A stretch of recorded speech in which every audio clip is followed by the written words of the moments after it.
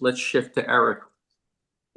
Take us down a couple more levels in terms of what you're doing today with CEOs and C-suites to keep them safe, and start with the physical side of it, because that's probably the new big change that the marketplace is dealing with.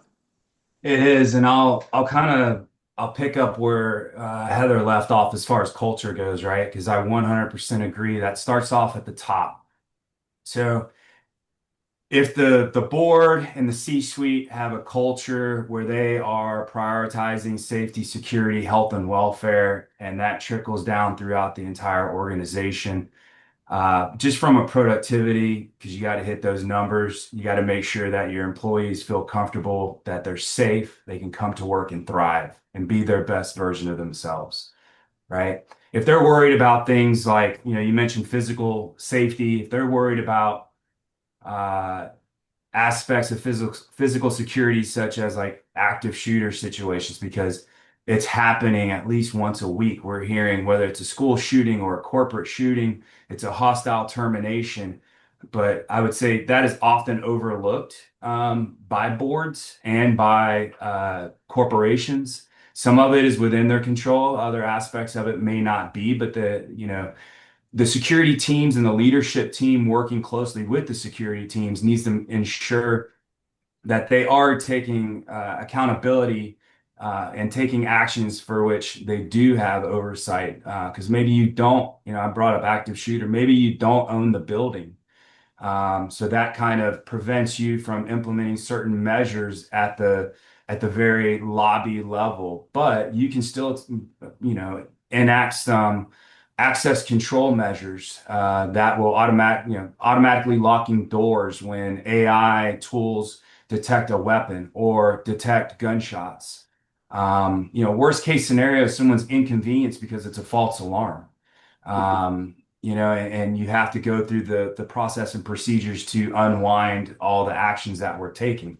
So someone is delayed. That's kind of the worst case scenario. But I think just from an infrastructure, securing infrastructure, that's something that is definitely on the rise. It's at the forefront. Placing security measures, not just in the lobby, but also on the executive level floor, making sure I have certain clients that I have armed, plainclothes armed agents that are sitting, amongst the C-suites, right outside their offices, monitoring the cameras coming off of the elevator bay, so that if someone somehow gained access that they don't have access control to, but somehow got a badge and was able to gain access to that floor unannounced, they obviously don't belong there. There's a layered approach to security. And that's really kind of on the physical infrastructure corporate campus that we're having a lot of these conversations. We're talking about remote guarding of cameras. So setting up your global security operations center, or GSOC, where are all those feeds going into? It's not good enough that you're recording these events, because you got to be able to take action. You have to have active guarding of those camera systems, and then a response, measures that can be very responsive in those types of situations. So I would say that's kind of more like on the corporate campus. We're also exploring and discussing with, it's one of our core capabilities is homes, executive homes. And I know we'll get into kind of the digital cyber aspect of it, so I won't jump the gun there. But it doesn't stop at the corporate office as far as security goes. That's probably the most secure that those executives are, that corner office. So it's really when they're at home, when they're very vulnerable, and that information is out there as far as home addresses. And then when they're traveling, there were certain everybody we I think you got to throw out the playbook. There's high risk countries and there's low risk countries. Everything should be viewed as moderate to high risk. EU is a great example of that. EU is always considered very low risk. But now we're seeing fundamentalist activism, and they're very violent crimes. We're seeing, it happens multiple times a year, whether it's in Germany or France, where we're seeing, um, a terrorist attack using a vehicle, where that vehicle goes into a crowd of, event goers, attendees, and have mass casualties. So I think we need to kind of shift the paradigm and throw out the old playbooks of, oh, they're just going to, Europe, no big deal.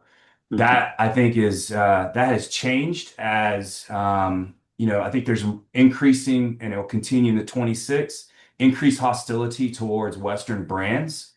That should be, at the forefront of corporate leadership and their security teams. That should be an active conversation.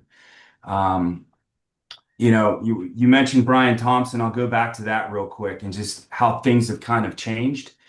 We were, I had conversations with multiple chief security officers for months and months and months. We went around and around on, we knew all the security measures that they needed to implement for their specific situation, whether it was executive travel through a executive protection program, or it was residential assessments of homes, or it was having asset security and cameras monitoring corporate campuses with access control. All those things, every chief security officer, for the most part, I would say in the conversations I'm having, they know what right looks like. However, they didn't have the budget to protect the corner office.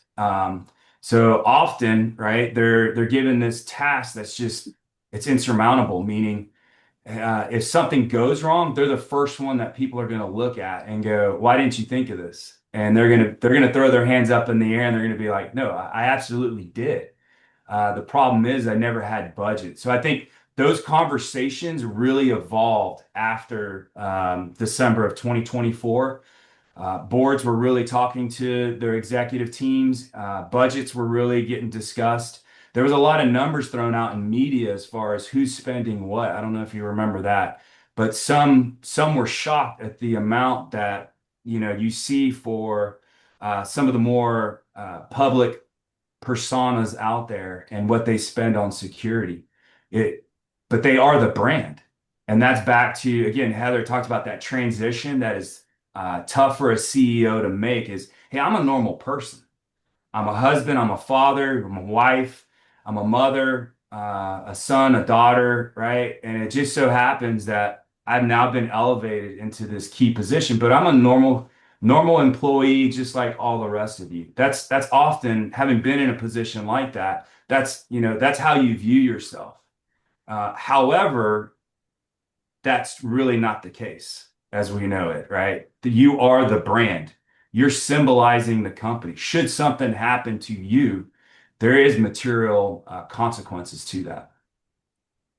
Hey, Eric, here's a question that came in that kind of fits into this conversation. It's probably less about the CEO, him or herself, but lots of companies go through, particularly where they are, depending upon where they are, disaster recovery. But what are companies doing, particularly at some of their higher profile retail sites, to prepare their employees for terrorist attacks?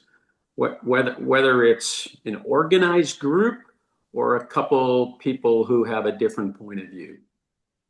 Yeah, so I just got earlier today, getting ready for providing event security for a large venue.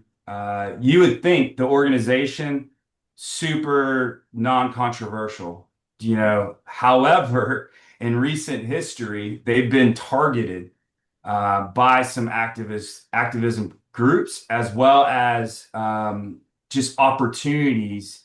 Their attendees are seen as possible sympathizers that would then participate in protests that would be going on right outside the venue. So to kind of the activists were looking at taking advantage of those attendees and energizing them in a negative way, and then really causing disruption that just doesn't help the overall event. So we have those conversations all the time. With that, we do things such as using data scraping of the open and dark web. We leverage, that's where I turn to Global Guardian's intelligence division. I really leverage their capabilities. But most importantly, everybody in this space, in the security firm space, or even in the corporate space, you have access. We all have access to the same information. It's all open source intelligence. And from there, it really matters what sets you apart from everybody else. So you can pay a subscription, and that subscription is going to pump out a bunch of information, tell you there's a threat, tell you there's a lot of chatter, tell you that there's people talking about doing a protest or targeting with violence, a storefront.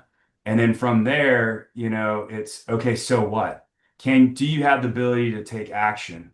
Would be the first question. But also, having boots on the ground, having a team that is there to no kidding assess the situation of, is it really at the level of what the online chatter is, or is it higher or lower? Recent example too that is all over the news because the government shutdown is SNAP benefits. I never thought this would be thrown on my desk to problem to solve, but working with storefronts who have clients who use SNAP benefits, and now with the government shutdown, they aren't available. So now there's discussions of, hey, we're just going to go loot and we are going to damage property. We're just going to walk out of stores. We're going to cause chaos, vandalism. And, that's a huge safety and security concern for all of these corporations. So again, we're monitoring those situations. We're reporting. We're letting those security teams know what's going on. When it reaches a certain level, we have certain triggers that we therefore take action, meaning we will put plainclothes individuals out amongst the general population. And we can use some technical measures such as remote mobile camera systems to provide that layered defense away from not just the storefront lobby, but get it out as far as possible so we could have that early warning network. We're going to turn to cyber in a minute, but give me an example of a project that you're working on with a particular company. Let's call it a plain vanilla company in middle America, no incredibly high profile, but what are you doing for them to protect their team, leverage the little scary scraping the dark web and feeding that back into an organization. But what's that look like? What's the interface with the company? Who are you working with? And how do companies kind of pull you guys in? Yeah, the first step is having the conversation. It's, hey, look what I can find on the open web very easily, starting with Google, getting into LinkedIn, connecting other aspects of social media. All of a sudden, I have the home address of your CEO. And now as we saw this month, actually this week, recently, there was a shooting in North Carolina where a gentleman, his wife was fired from Walmart. That person went and shot up the home of the Walmart manager that fired his wife, and then shot up his vehicle. So not only that is the executive at risk, but now the family's at risk. But having that information out there, that digital information out there to know where to go. There's been huge leaks, and I think as Luigi Mangione, Brian Thompson's murder comes to trial, I think we're going to see more of this, where you'll see these websites pop up with all this information that is a combination of data brokers and leaks and everything else that come together and aggregated in one spot. And you can Google it right now, Luigi was right database, and you can go look at it. And you will see CEOs and C-suite members' names, their phone numbers, their email addresses. So imagine just the harassment level of having an executive's phone number to then text them, threaten them, So those are some of the things from a digital standpoint you have to be aware of. Now, we have certain capabilities that will go above and beyond your standard subscription online that you can get to delete your data, your PII, off of the open web, as well as devalue your information on the deep and dark web. So to directly answer your question, Dennis, that those are the capabilities we would have. Is step one is have the conversation, show that your executives are exposed, and action needs to be taken because the breadcrumbs are laid. I can connect the dots to get from a digital targeting to a physical threat targeting on that person's well-being or their family members. And then once we have that conversation, then here are the capabilities we have. We can delete that information daily from the internet so that when this nefarious actors are out there looking to deliberately target you, they're not coming up on the information required to do so. That's just one of the measures we have. Great. Thanks for that, Eric.